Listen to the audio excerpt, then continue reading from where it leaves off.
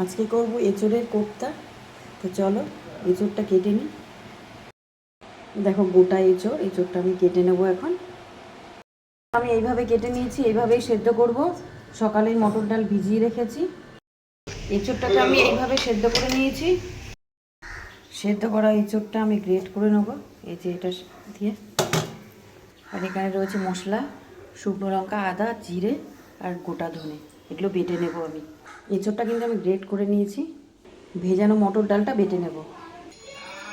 বেটে রাখা মটর ডালটা দিয়ে দিলাম, ধনের গুঁড়ো দিয়ে দিলাম, গরম মশলার গুঁড়ো, জিরের গুঁড়ো, হলুদ, স্বাদ মতন চিনি, অল্প কর্নফ্লাওয়ার, ছোটো চামচের 2 চামচের কর্নফ্লাওয়ার দিয়েছি, নুন দিয়ে দিচ্ছি।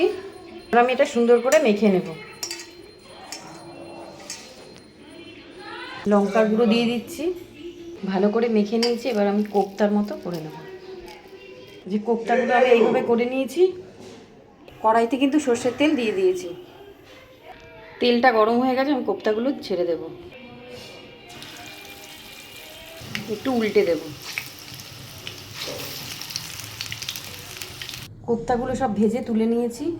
এই তেলেই আমি গোটা গরম মশলা আর তেজপাতা ফোড়নে দিয়ে দিলাম।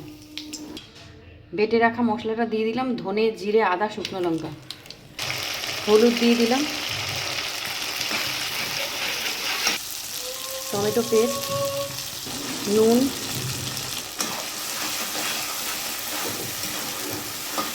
এই মশলাগুলো কিছুক্ষণ কষানোর পর কাজু বাদাম আর চারমগজ বাটাটা দিয়ে দিলাম।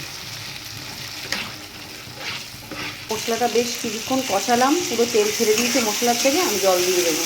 জল দিয়ে দিয়েছি, একটু ফুটে আসলে আমি কোপ্তাগুলো দেবো। তারপর স্বাদ অনুযায়ী চিনি দিয়ে দিলাম। ঝোলটা কিন্তু ফুটে এসছে, আমি কোপ্তাগুলো দিয়ে দেবো। ঝোলটা অনেকটাই টেনে গেছে, আমি গরম মশলার গুঁড়ো দিয়ে দিচ্ছি। ঘি দিয়ে দিলাম। রান্নাটা হয়ে গেছে, আমি নামিয়ে নেব। ঠান্ডা হলে আরও ঝোলটা টেনে নেবে কোপ্তার মধ্যে।